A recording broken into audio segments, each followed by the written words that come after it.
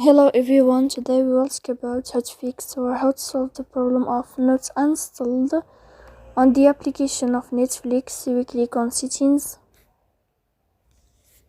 In this page you can click on apps, default apps, app settings.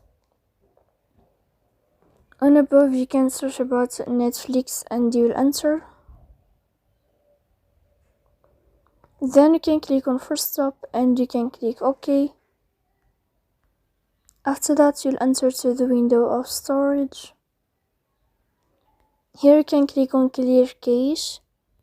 Don't click clear data because that can delete your account. In the end you can go to Play Store, you can search about Netflix. If you will find update in this blue sign, then you can update your app. So please don't forget to support us by like and subscribe. See you next